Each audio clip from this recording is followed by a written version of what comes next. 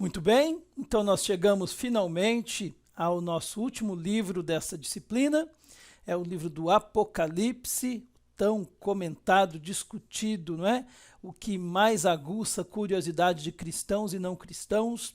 E eu gostaria então de chamar a sua atenção para o fato de que nós não vamos trabalhar aqui nessa disciplina, nesse momento, o conteúdo do Apocalipse.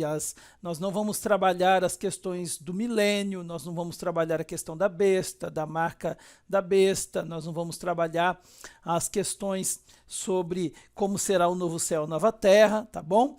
Esses detalhes eles estão reservados para a disciplina escatologia, onde nós vamos então estudar a doutrina das últimas coisas, tá bom? Nosso foco aqui é uma visão panorâmica do livro, ver o conteúdo, ver quais são os assuntos, autoria e tudo mais, tá bom? Talvez alguns já disseram assim, eu sei que o Apocalipse gera curiosidade, é objeto da atenção de muitos, né? Muitos acabam dedicando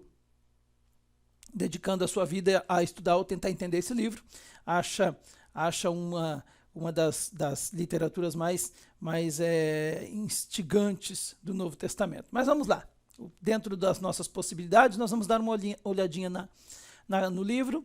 Nós vamos ler a base bíblica, que é o capítulo 1, versos 1 a 3, tá bom? Que diz assim: Revelação de Jesus Cristo que Deus lhe deu para mostrar aos seus servos o que em breve há de acontecer. Ele enviou o seu anjo para torná-la conhecida ao seu servo, João, que dá testemunho de tudo o que viu, isto é, a palavra de Deus e o testemunho de Jesus Cristo.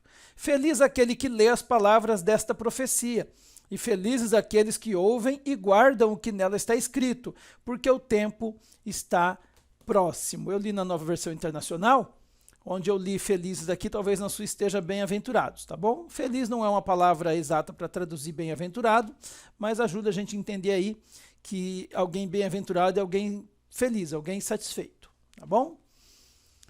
Então vamos lá, livro da Revelação, o mundo vai acabar. Já ouviu essa afirmação algumas vezes? Já? Pois é, eu tomei a liberdade de trazer aqui um vídeo para vocês analisarem, não ri, tá? Quem ri aí não vai para o céu. Dá uma olhadinha nesse vídeo que passou no programa da Rede Globo, no Fantástico, e veja só como, infelizmente, muita gente distorce essa questão sobre o fim do mundo, né? Vamos assistir? E atenção, esta pode ser a última edição do Fantástico. Vamos falar de brasileiros que acreditam que o mundo vai mesmo acabar essa semana, mais precisamente na sexta-feira, dia 21 de dezembro de 2012.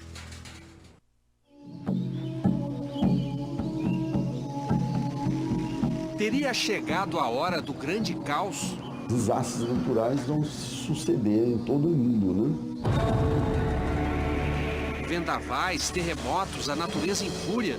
Ventanias, gases que vão sair pelos buracos da Terra, porque a Terra vai mexer. A interpretação do calendário maia de que catástrofes naturais vão acontecer sexta-feira que vem, dia 21 de dezembro, levou o prefeito de São Francisco de Paula, no Rio Grande do Sul, a alertar pessoalmente a população da cidade para o risco do fim do mundo. Eu li uma centena de livros, tem uma série de informações, né?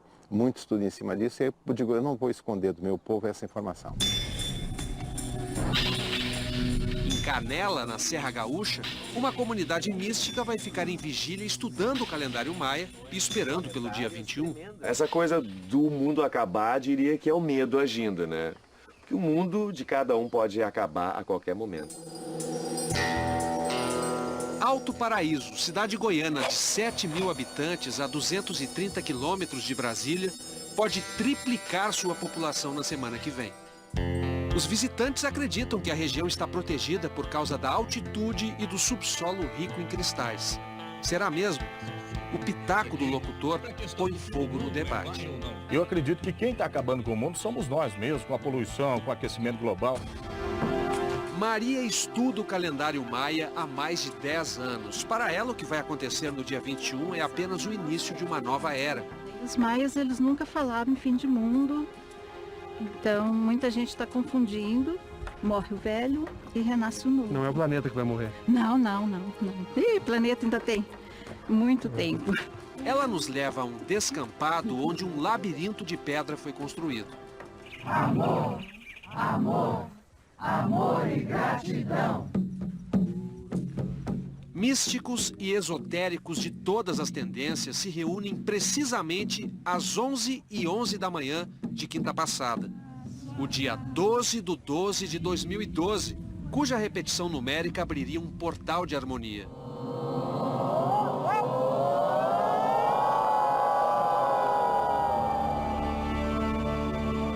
Para os místicos, o dia 21 de dezembro é a data em que esse portal se abre totalmente. De fato, agora começa um novo tempo da humanidade. Agora, né? O pessoal está assustado, né? Estão pegando o lado negativo, né? Mas tem o lado positivo, que é a renovação do mundo, né? Mesmo morando em Alto Paraíso, Edson está preparado para o pior. Nós teremos ocorrência de eventos muito fortes. A primeira providência que eu já estou tomando é acumular água. Outra coisa que eu estou me precavendo é com questão de iluminação, né? Então eu tenho ali um lampião a gás para ter pelo menos iluminação nos tais 3 dias de escuridão que estão previstos, né? Perto da cidade, um fazendeiro mandou construir um bunker de adobe. São 14 cômodos para 30 pessoas. Então, aqui em cima também são quartos, né? Quarto. A recomendação para fazer a parede bem espessa mesmo. Então, qual é que é a no mínimo 50 centímetros, né? Olha só. Por que alguém mandaria fazer uma casa assim? Porque é a forma que eu achei melhor para proteger minha família das possibilidades de catástrofes que hão de vir.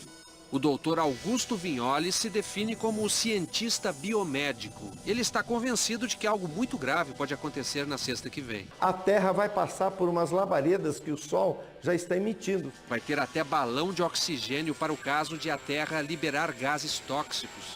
O senhor vai entrar no dia 20, é isso? Vou entrar no dia 20. Como é que vai ser? Não, vou entrar, minha família, meus filhos estão todos chegando, eu tenho 5 filhos, 2 netas. A NASA, a Agência Espacial Americana, garante que não há motivo para pânico, porque não existe nenhuma evidência científica de que possa acontecer algo de extraordinário no dia 21. Ainda que muitos tenham dúvidas sobre possíveis prejuízos para o planeta, aqui em Alto Paraíso há pelo menos uma certeza: o fim do mundo já está dando lucro. Bem-vindo ao palmo de chão mais caro de Goiás. Um ano para cá, nós tivemos aí uma alteração nos preços, chegando até 100% de aumento. Preços no espaço, mas tente arranjar acomodação. Para o dia 21 não temos mais disponibilidade. Os 36 apartamentos deste hotel já estão reservados. Todos os funcionários vão dobrar. Pelo sim, pelo não, Valdomiro estará de plantão na cozinha de seu restaurante. Se caso acontecer, estou aqui fazendo almoço e servindo a todos que correram da morte. Os supermercados reforçaram o estoque, mas a freguesia nativa não está gostando nada disso. O pessoal lá de fora que está querendo vir para cá ou qualquer coisa, inventando essa história, porque para nós aqui, nós moradores daqui, não estamos nem aí para isso. Dos mais céticos aos mais assustados, não há quem não tenha curiosidade sobre o que está por vir. Vamos considerar a hipótese de que não aconteça nada no dia 21, nem nos dias seguintes. O senhor não tem medo de ficar com a cara no chão e depois as pessoas falarem do senhor? Não, absolutamente. Se acontecer ou não acontecer, para mim não faz diferença. Agora, eu vou estar lá dentro.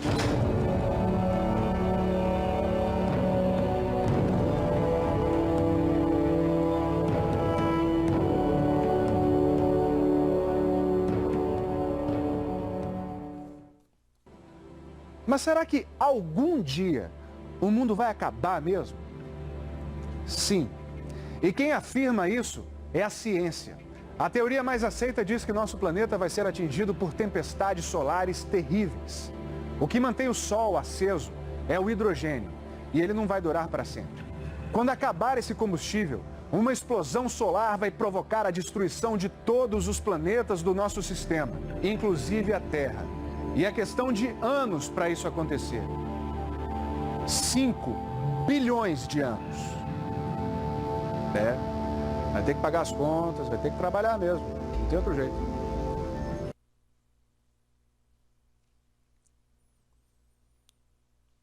Muito bem, então, nós vimos aí né? Chega a ser cômico para nós que conhecemos a palavra de Deus, conhecemos a verdade, né? Ver essas pessoas aí criando uma fantasia, algo desmedido, não é? A Bíblia nos diz que a vinda do Senhor será repentina e visível a todo o planeta, não é? E também nos diz que não sabemos a data, nem o próprio Filho de Deus, enquanto encarnado, sabia a data disso para poder nos informar. Então, toda e qualquer data marcada para o fim do mundo ou para a vinda de Jesus não passa de mera especulação, coisa de gente maluca, como nós vimos aí nesse vídeo, gente que com religiões científicas, né, ligadas aí ao espiritismo, ligadas aí ao gnosticismo, né, ao humanismo, gente que não tem conhecimento da palavra de Deus. E eu só coloquei o vídeo para vocês terem essa noção aí de como é um assunto que leva a polêmicas, de como é um assunto que gera interesse tanto dos cristãos como dos não cristãos. Então vamos lá. O Billy Graham, um dos maiores evangelistas, né, do nosso século, né, ou dos últimos séculos, está vivo ainda, tem quase 100 anos, acho que fez 99, se eu não estiver enganado. O Billy Graham diz assim para nós: na história da igreja, o livro de Apocalipse tem sido mais negligenciado, o mais mal entendido e mais mal interpretado por um número maior de pessoas do que qualquer outro livro. É o que nós acabamos de dizer. William Barclay, um grande comentarista bíblico, estudioso do Novo Testamento, nos diz assim: Apocalipse é, notoriamente, o livro mais difícil e mais espantoso do Novo Testamento. Entretanto, é também indubitável que achemos ou que acharemos que valeu a pena e muito lutar com ele até que nos tenha fornecido suas bênçãos e nos tenha aberto seus tesouros. Então, William Barclay é da opinião de que nós não devemos deixar para lá o Apocalipse só porque ele é difícil de ser interpretado. Devemos nos esforçar para entendê-lo e trazer poder tomar posse das bênçãos, dos tesouros que ele tem para nos oferecer. O Walter Dunet, ele vai dizer assim para nós: apesar de muitos considerarem Apocalipse estranho e de mau agouro, e por esse motivo geralmente negligenciarem sua leitura, esse é o único livro do Novo Testamento com uma promessa de bênção para aqueles que leem e aqueles que ouvem as palavras da profecia e guardam as coisas nela escritas. Temos aí Apocalipse 1:3, que nós já lemos no texto base, né, na base bíblica, que nos diz isso. Então, é o único livro do Novo Testamento que traz uma promessa para quem ler ele. Claro que nós sabemos que toda a Bíblia nos abençoa quando a lemos, mas o único livro que deixa registrado essa verdade é o livro do Apocalipse, o que nos leva a entender que seremos abençoados se nós o lermos e se nós colocarmos em prática o que temos aprendido ali. Ouvir aqui as palavras não é só ouvir alguém lendo para a gente em voz alta. Ouvir significa dar importância, dar crédito e praticar, tá bom? Então o que nós vamos ver em Apocalipse? É um pouquinho mais de assunto, né? Nós vamos ver a visão panorâmica, o contexto, a importância do livro, a divisão-chave de Apocalipse, as formas de interpretação do Apocalipse, e essa tabela aqui nós temos no nosso livro-texto, tá bom? Apocalipse comparado a outros livros da Bíblia, o número 7 em Apocalipse, o livro na prática e, finalmente, assim como nós vimos em todos os outros livros, está no nosso livro-texto também, Apocalipse e o Antigo Testamento. Vamos começar então pela visão panorâmica, que nos apresenta as informações básicas e o esboço do livro. Dentro das informações básicas, nós vamos ver que o grupo a que ele pertence é o grupo dos livros apocalípticos, ou melhor, do livro apocalíptico, né? Não há mais de um. O autor aqui é o apóstolo João, não confunda com João Batista. A data, 90 a 100 depois de Cristo. João foi o último apóstolo a morrer, morreu de morte natural, tá bom? Não foi martirizado como os demais. O local de escrita, a ilha de Patmos. Alguns estudiosos vão afirmar que ele escreveu em Éfeso, ele teve a visão em Patmos, foi liberto dali, né? Patmos era uma ilha prisão, ele foi liberto dali, e voltando para Éfeso, que era o seu lugar de atuação, ele então escreve o Apocalipse. De toda forma, não importa, a revelação foi nos dada na ilha de Patmos. O alvo aqui são as 7 igrejas da Ásia. Ele escreveu a estas igrejas a mando de Jesus, né? Que foi quem lhe deu a revelação. O versículo-chave, então, é o capítulo 1, verso 19, que diz assim: escreva, pois, as coisas que você viu, tanto as presentes como as que acontecerão. Então, as que você viu, as que são e as que hão de ser, nas versões mais tradicionais. Expressão-chave, um pouco mais longa aqui, o de costume: a vitória de Cristo e da sua igreja sobre Satanás e seus anjos.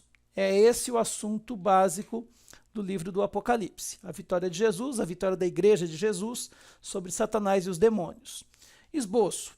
Nós temos aqui o nosso. Antes de analisarmos, eu queria chamar a sua atenção para o livro de vocês, na página 254, onde nós temos aí o esboço de Apocalipse, fornecido pelo autor do livro-texto, onde ele traz capítulo 1, a visão de Patmos, as coisas que tem visto, até o verso 19, parte A. Depois, cartas às 7 igrejas, capítulo 2 e 3. Depois, acontecimentos apoteóticos da história, do 4 ao 22. O trono divino no céu. Aí ele voltou para o capítulo 4 e 5, não entendi bem essa ordem dele aqui.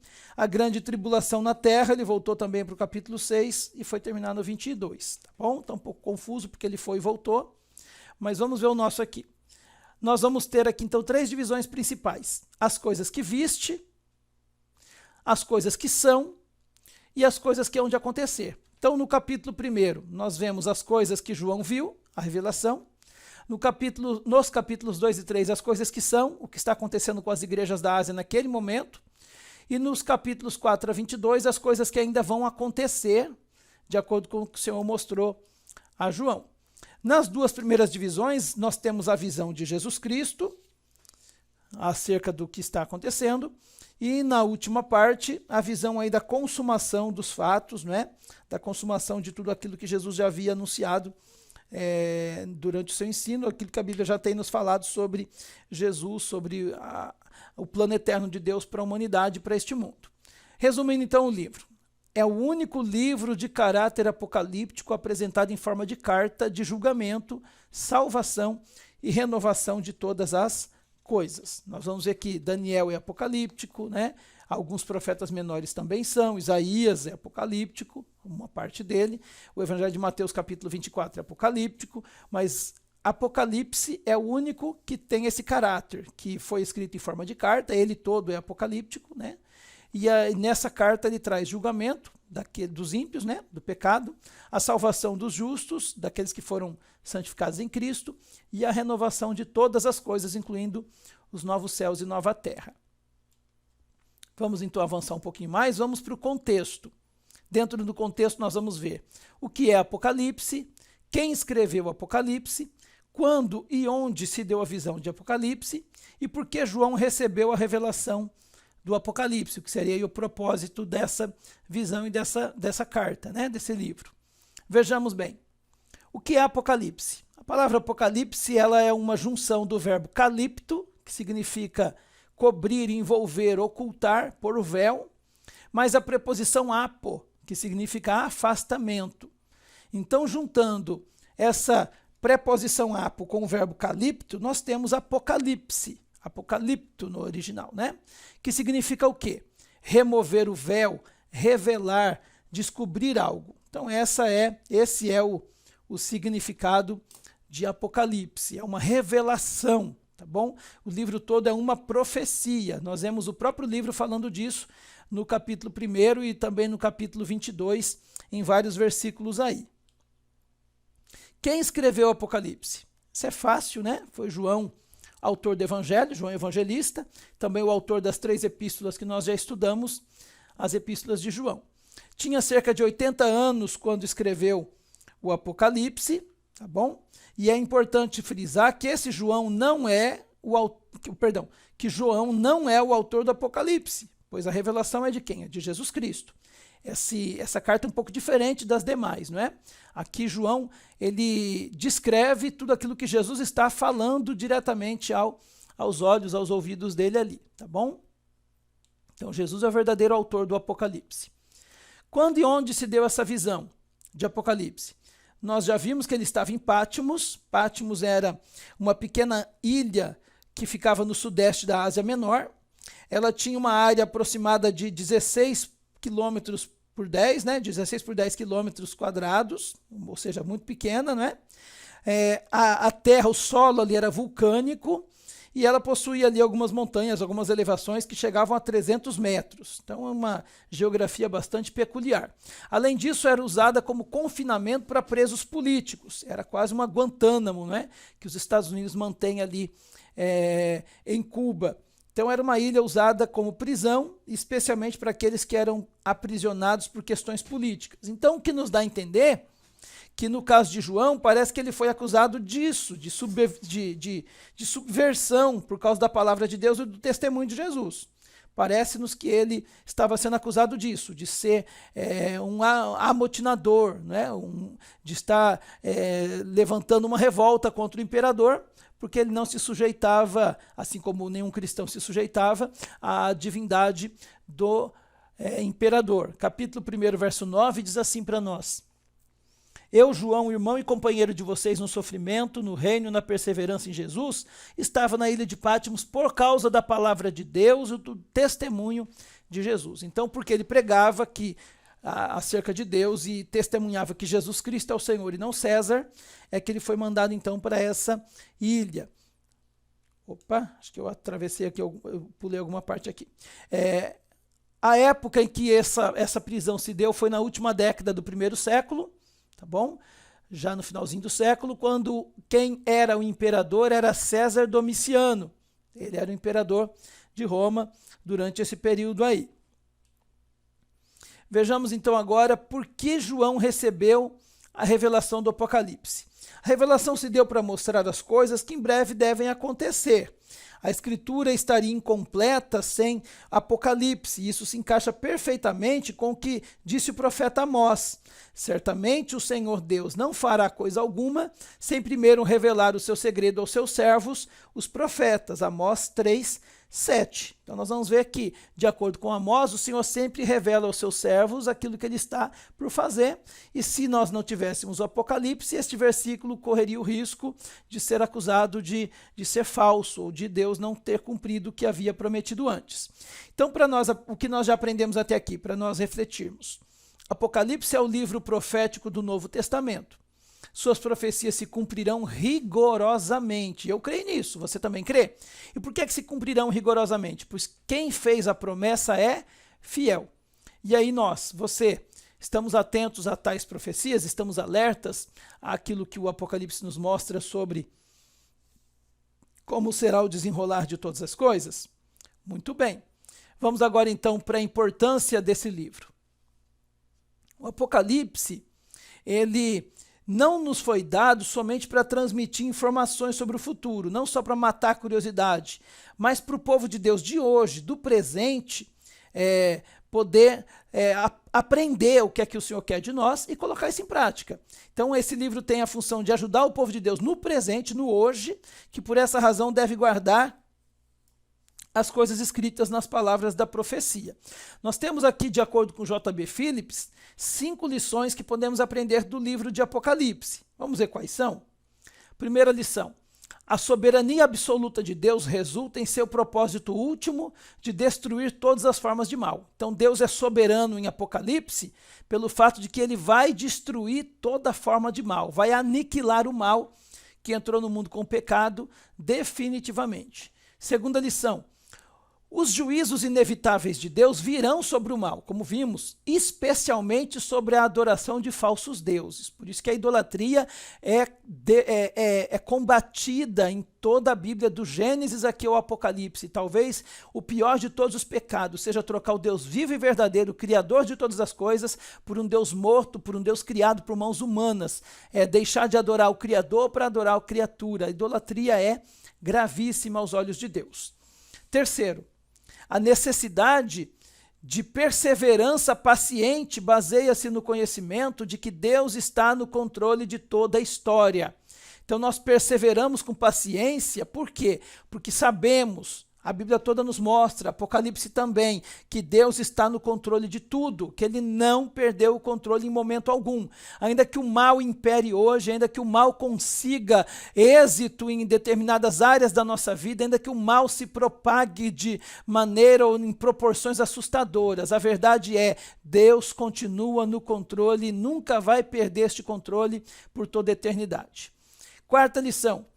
A fidelidade de Deus promete segurança espiritual completa para os que são fiéis a Ele. Então, assim como Deus é fiel em cumprir a palavra dele, nós podemos confiar que Ele é fiel para conosco também.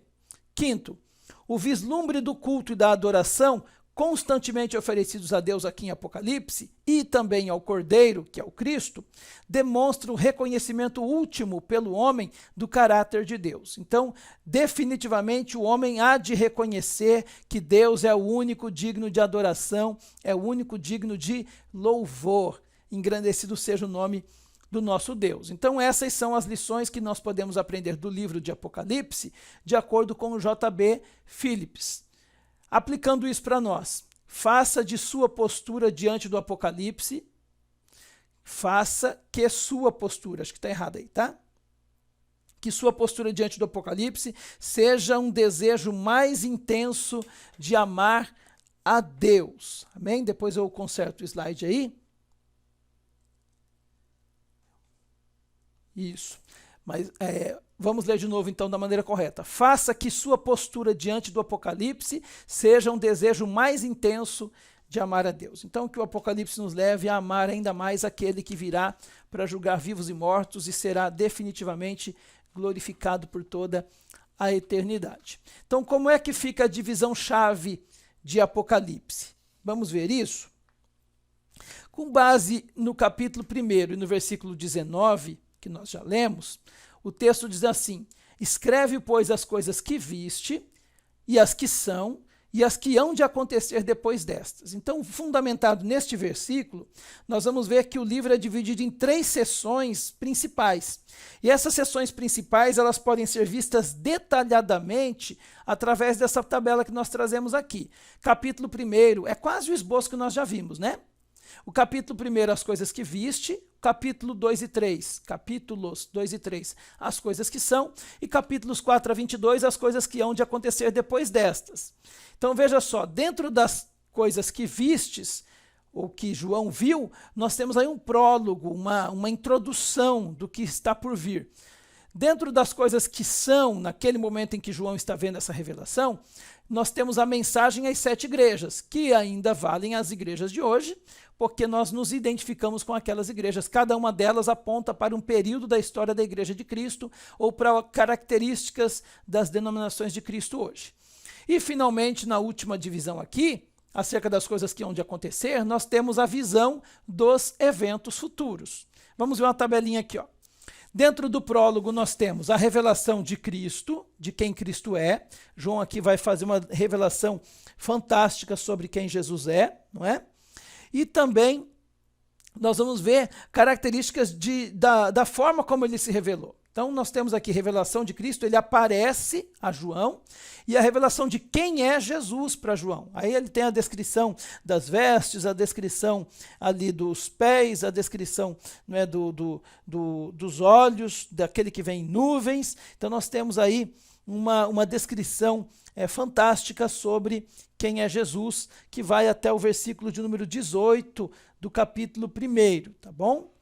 Já no capítulo 2, nós temos aí a mensagem às igrejas. Quais são as 7 igrejas? A igreja de Éfeso, a de Esmirna, a de Pérgamo, a de Tiatira, a de Sardes, a de Filadélfia e, finalmente, a de Laodiceia, que recebeu mais censura de Jesus e não teve elogio algum. A de Éfeso tem elogios, apenas as outras têm elogios e repreensões, e a de Laodiceia só tem repreensões. Finalmente, nos últimos capítulos, até o final do livro, nós temos aí as visões do trono celestial, dos selos, das trombetas, dos sinais, das taças e flagelos, do triunfo de Deus e, finalmente, do novo céu e da nova terra. Como eu disse no início dessa segunda parte da aula, nós não vamos entrar em detalhes sobre essas visões, tá bom? Isso aqui é disciplina para outra, isso aqui é conteúdo para outra disciplina que nós veremos em breve no nosso curso. E como ele é rotativo, por módulo, por bloco, talvez no momento em que você assiste essa aula, não sei quando é que você está assistindo, você já tenha estudado escatologia no módulo anterior. Eu não tenho essa informação, não tem como tê-la, porque o curso é rotativo, né? Mas nesse momento em que eu gravo essa aula, eu ainda não apliquei nesse sistema de EAD a disciplina de escatologia, tá bom?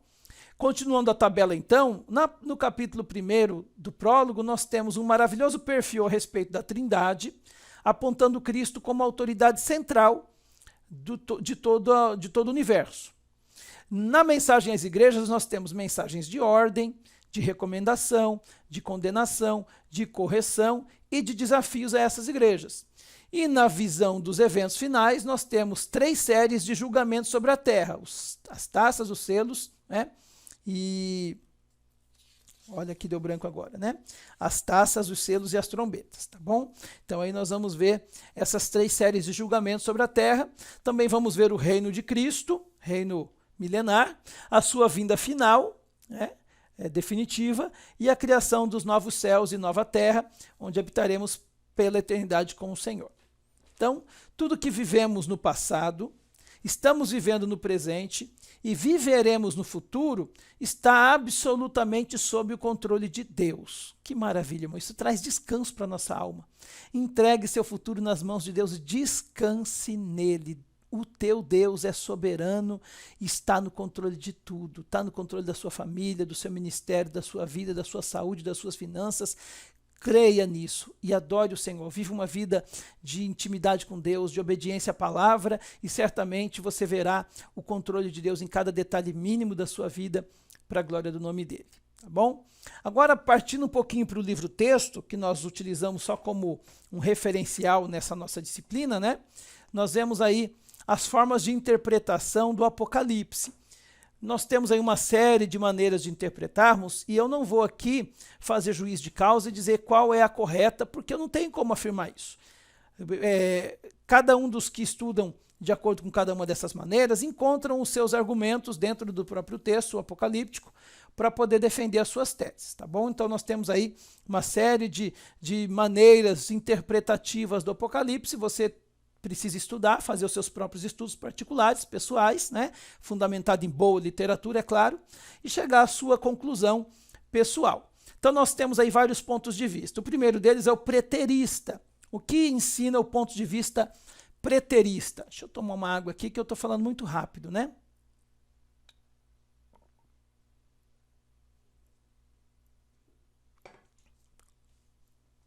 O ponto de vista preterista prega o seguinte: que todos os acontecimentos relacionados no livro de Apocalipse tiveram seu cumprimento no Império Romano, no século I, ou talvez alguns tenham acontecido no segundo século. Então, se você estudou língua portuguesa, o verbo no tempo pretérito é passado, né?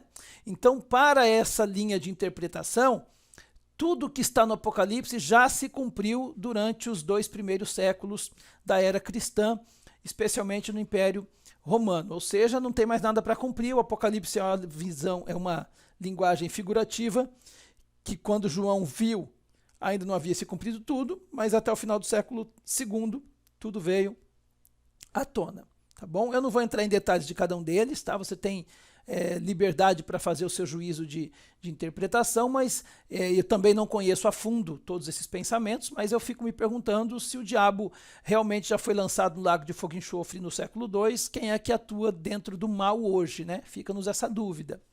O outro ponto de vista é o histórico. Para esses, todos os acontecimentos relacionados em Apocalipse aconteceram em várias épocas da história humana.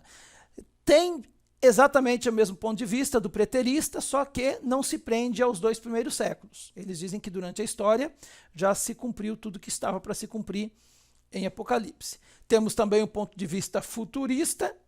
Pelo tamanho aí do quadrado, você já viu que tem mais informação.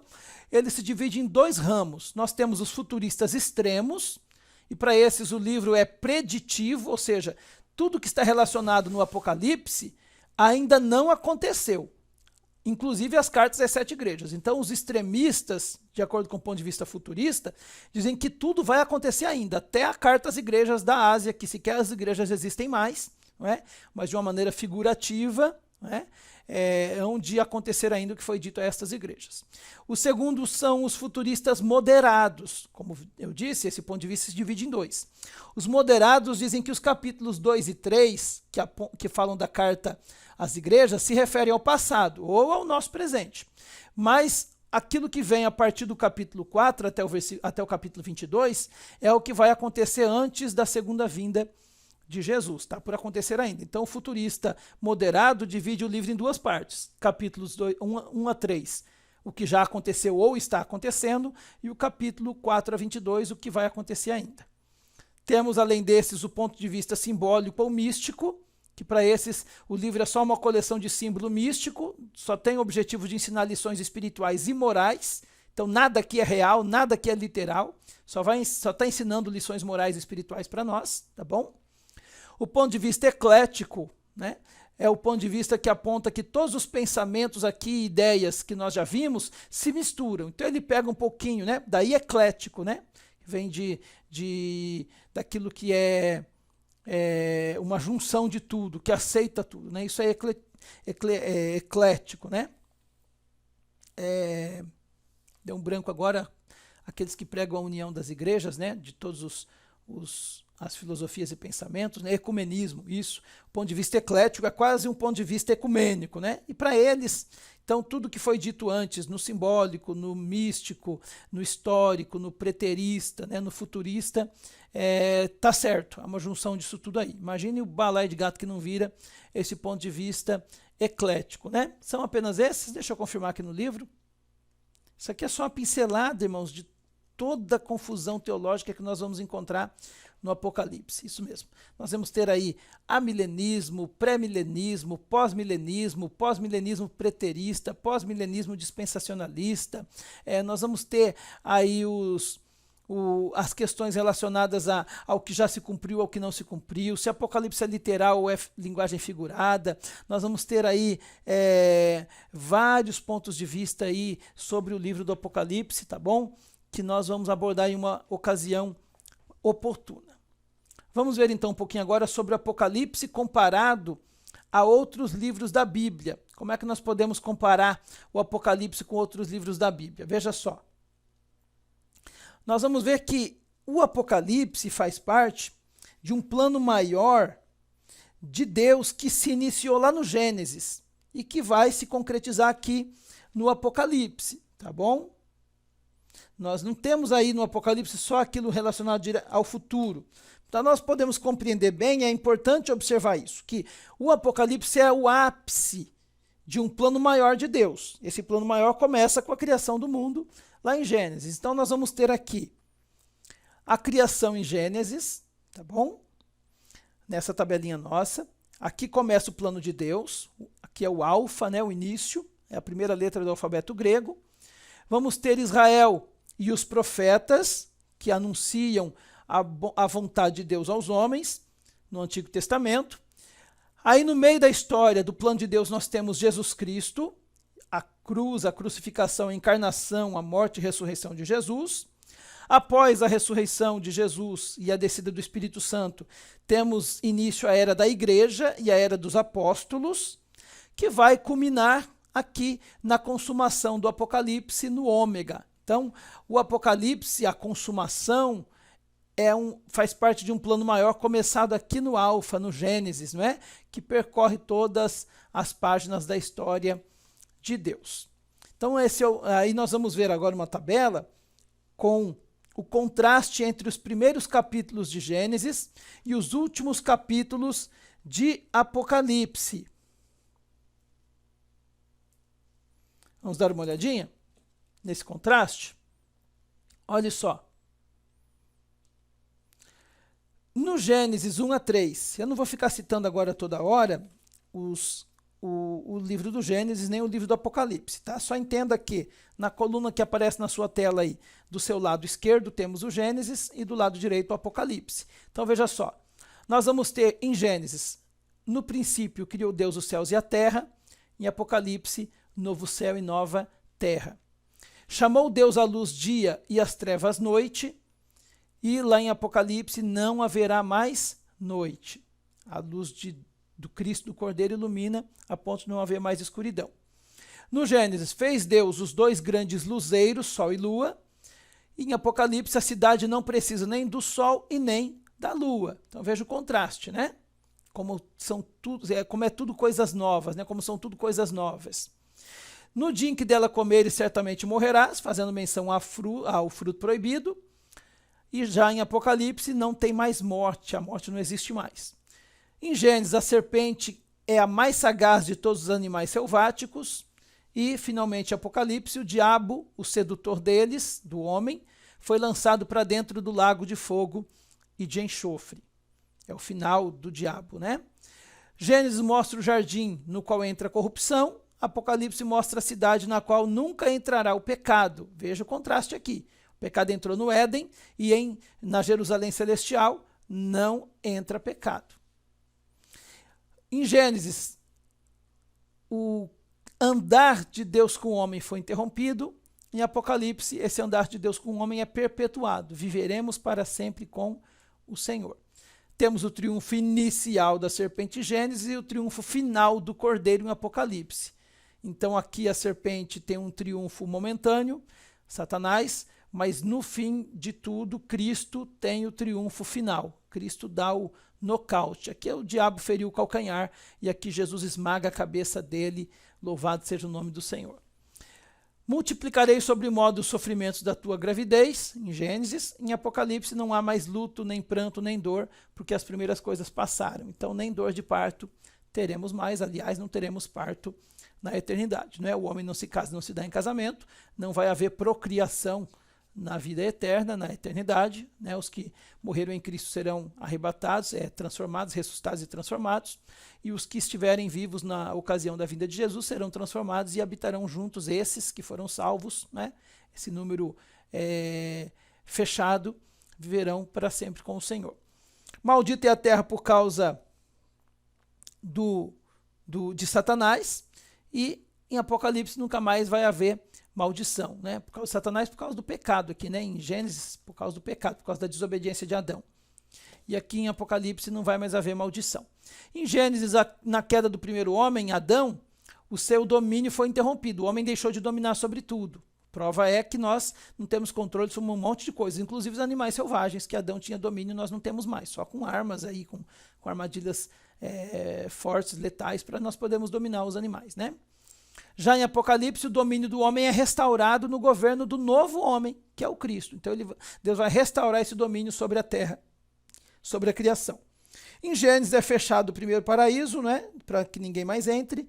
Em Apocalipse, o novo paraíso se abre para receber aqueles que estão em Cristo. Em Gênesis, em Adão é vedado o acesso à árvore da vida. Adão não tem mais acesso à árvore da vida para não viver eternamente. Foi colocado ali anjos na porta do jardim do Éden para que Adão não voltasse. Já em Apocalipse, o acesso a essa árvore é restabelecido através de Cristo. Nós comeremos da árvore da vida, viveremos eternamente. Em Gênesis, o homem foi expulso da presença de Deus. Em Apocalipse, nós contemplaremos a face do Senhor. Veremos a Ele como Ele é. Louvado seja Deus. Essa tabela, então, compara Apocalipse com outros livros da Bíblia, na verdade, com Gênesis, né? Mais do que com outros livros da Bíblia.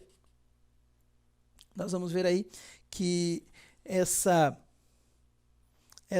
tabela compara com os Gênesis. Então, Apocalipse é o desfecho que começou em Gênesis. Os primeiros capítulos de Gênesis e os últimos capítulos de Apocalipse possuem contrastes bastante notáveis, como vimos, né? E podem ser observados através dessa tabela que nós propomos aqui para nós estudarmos. Pensando então para hoje, você está entre os que receberão galardão de Deus ou entre os que serão lançados no lago de fogo para a condenação eterna? De que lado dessa tabela aí nós nos encontraremos na vinda bendita do Senhor? É para nós refletirmos, né? Vamos agora ver o número 7 em Apocalipse, tá bom? Na cultura judaica, o número 7 representa a completude de algo, aquilo que é completo, aquilo que é perfeito, aquilo que chegou à conclusão, tá bom? Aí nós vamos ver que o William Hendrickson, ele nos diz o seguinte, que o livro do Apocalipse consiste de 7 sessões, abrange a dispensação inteira da primeira vinda de Cristo até a segunda vinda de Cristo. Então, o Apocalipse abrange desde o momento que Jesus veio pela primeira vez à Terra, até o momento que ele voltará segunda vez para nos redimir definitivamente. Então, qual é a função do número 7 aqui dessas 7 sessões do Apocalipse? Vejamos. A primeira sessão, desculpa, eu toquei no microfone aqui. A primeira sessão é a sessão das cartas, capítulo 1 a 3, e aqui nós vemos Jesus incentivando e confrontando as suas igrejas. Incentiva algumas, confronta outras, ou faz as duas coisas com algumas delas. A segunda sessão é a dos selos, onde Jesus abre os livros da história, mostrando, desnudando a história humana. A terceira sessão é das trombetas, onde Jesus avisa ao mundo a respeito do perigo iminente da destruição da velha terra e do velho céu para poder reformular novas terras e novo céu, nova terra e novo céu. A quarta sessão são as visões da batalha apocalíptica do Armagedon, onde vemos a tentativa ou as tentativas de Satanás de destruir a Jesus e o povo de Deus, porém, Deus protege os seus sempre. A quinta divisão são as taças, onde Deus traz julgamento ao mundo. A sexta divisão são as visões da queda da Babilônia. Babilônia que representativamente, figurativamente, as nações que se rebelam contra Deus, muito provavelmente a Roma idólatra, onde nós vemos que Deus derrotará o sistema religioso babilônico. A Babilônia, lá dos tempos do Antigo Testamento, não existe mais aqui, tá bom? A Babilônia que é uma menção figurativa a nações idólatras. Vejamos então que a última sessão são visões da vitória definitiva de Jesus, onde temos a queda de Satanás e o juízo final. Então aí nós vemos a importância do número 7 aqui no Apocalipse, tá bom? Pensando para hoje, Deus não deixará algo incompleto e ele nem se esquece de alguma coisa. Nunca se esqueça de que Deus se lembra de você, amém? Então Deus, ele completa, ele termina o que começou. A Bíblia diz que ele é apto para terminar a boa obra que ele começou em nós. Então, assim como o número 7 fala de completude, de perfeição, de algo que foi concluído, assim também o Senhor concluirá sobre as nossas vidas tudo aquilo que já nos foi prometido. Vamos então, já caminhando para o final dessa aula, aprender um pouquinho sobre o livro na prática, porque o Apocalipse não é só contemplativo, não é porque eu não entendo muita coisa é linguagem figurada, muita coisa é para o futuro, no meu ponto de vista, que eu não tenho lições para o hoje. Tenho sim, e várias, Então nós temos aí, principalmente naquilo que faz menção à bem-aventurança, nós vamos ver que o Apocalipse tem um grande valor prático para nós, tá bom? A maneira como ele apresenta as bem-aventuranças aqui mostram isso. Ele vai dizer que bem-aventurados são quem? Capítulo 1. Aqueles que leem e aqueles que ouvem as palavras da profecia e guardam as coisas nela escritas. Bem-aventurado no capítulo 14, os mortos que desde agora morrem no Senhor, aqueles que morreram em Cristo, também são bem-aventurados. Terceiro, no capítulo 16, são bem-aventurados aquele que vigia e guarda as suas vestes, o que evita o pecado, não se contamina com o pecado. Bem-aventurados são aqueles que são chamados à ceia das bodas do Cordeiro, que são salvos. Então veja só, até aqui nós vimos na prática que precisamos ler, ouvir e obedecer a palavra. Na prática, que se morremos em Cristo hoje, estamos no lucro. Na prática hoje, vimos que é importante vigiar e guardar a nossa vida, viver uma vida de santidade. Na prática, vemos que é importante termos certeza da nossa salvação. Continuando, hoje nós somos bem-aventurados se tivermos parte na primeira ressurreição, que é a ressurreição para a vida, porque a segunda ressurreição é a dos ímpios para serem julgados. Bem-aventurado hoje é aquele que guarda as palavras da profecia desse livro, repetindo o que ele já disse no capítulo 1, ele repete aqui no capítulo 22. E, finalmente, bem-aventurados são aqueles que lavam as suas vestiduras no sangue do Cordeiro, para que lhes assista o direito à árvore da vida e entrem na cidade pelas portas. Louvado seja Deus, somos bem-aventurados porque lavamos a nossa veste no sangue de Jesus, somos perdoados no sangue de Jesus. Não é a nossa roupa que está suja, aqui a linguagem é figurada, nossa vida estava suja pelo pecado, fomos limpos por Jesus e ele nos dá o direito à árvore da vida, que nos dá a vida eterna, tá bom? E nós vamos entrar na cidade santa pela porta e não escondido pela janela ou pulando o muro, tá bom?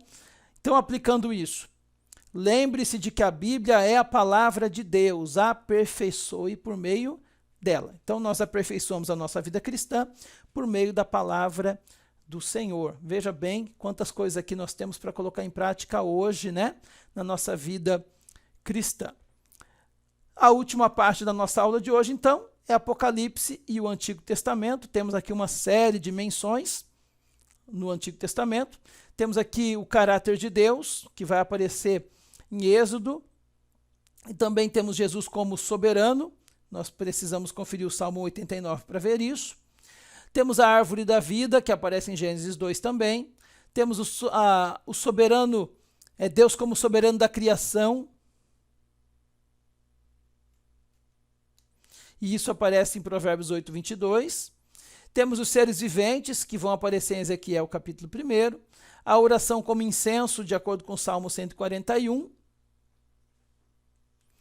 Temos a antiga serpente, que vai aparecer em Gênesis, a voz da grande multidão, que está de acordo com Ezequiel capítulo 1, as lágrimas enxugadas apontam para Isaías 25, e não acrescentar nem diminuir as palavras do livro, nós podemos conferir em Deuteronômio capítulo 4 e versículo 2, e também capítulo 12 e versículo 32.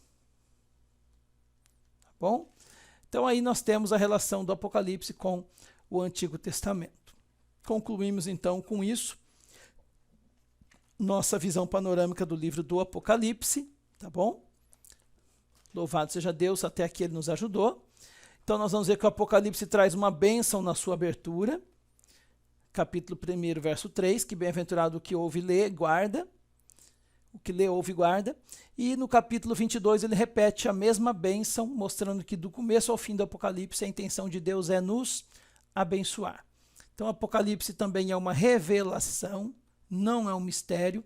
Então, Deus não escreveu para ocultar, mas para revelar, tá bom? Ainda que nós tenhamos dificuldade de interpretar alguns textos, a intenção de Deus é revelar e não esconder. Terceiro, Apocalipse revela a vitória final de Cristo contra toda forma de mal. No final, Jesus triunfará glorioso. E por último, a tarefa do crente hoje é crer na promessa bíblica de vitória. Eu creio que venceremos com Cristo. E confiar integralmente a nossa vida nas mãos daquele que nos chamou à vida eterna. Louvado seja Deus. Vamos aqui ver as atividades de memorização.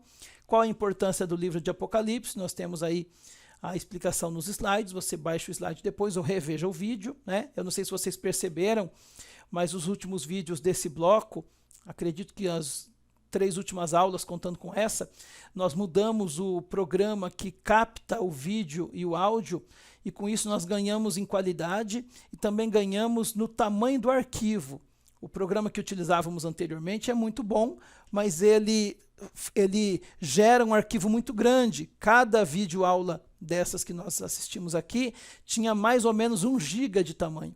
Para armazenar isso é muito complicado, precisa de um armazenador virtual, porque se for usar em CD e pendrive, não vai, ou HDs físicos, né, do computador, não vai ter HD que baste para nós guardarmos tanto vídeo do curso inteiro, tá bom?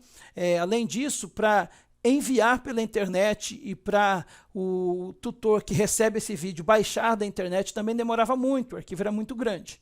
Então, nesses últimos vídeos, acho que essa aula e as 2 últimas, se eu não estiver enganado, nós mudamos o programa, o arquivo que antes era de 1 GB, agora não passa de 300 megas, ou seja, reduziu aí em 3/4 o tamanho do arquivo. Então dá para armazenar com muito mais tranquilidade. Tanto a rapidez em baixar da internet, né, em subir também em baixar da internet, quanto o tamanho do arquivo para armazenar no HD, no CD ou num armazenamento virtual, aí, o Dropbox ou o OneDrive ou o armazenamento que você utilize, tá bom? Só para dessas explicações, então você pode rever o vídeo com mais facilidade. Dá para deixar ele salvo até no seu celular. É bem menor agora, não em tamanho, não em minutos. A aula continua do mesmo tamanho, mas o tamanho do arquivo.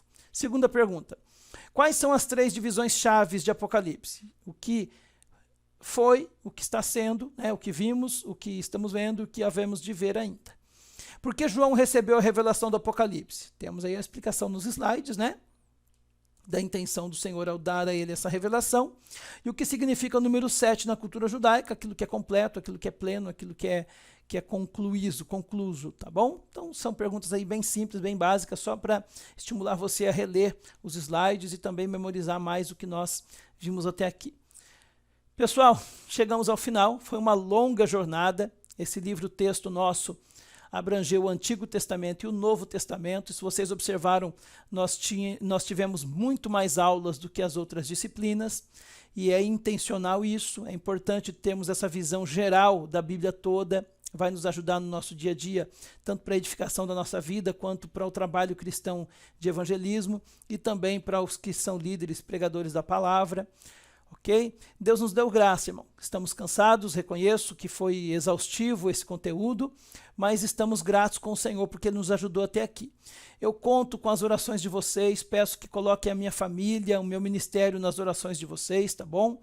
Assim como nós temos orado todos os dias por cada núcleo, não oro por vocês pessoalmente, um por um, pelo nome, porque não os conheço, porque é à distância, mas dos núcleos presenciais nós oramos por cada aluno.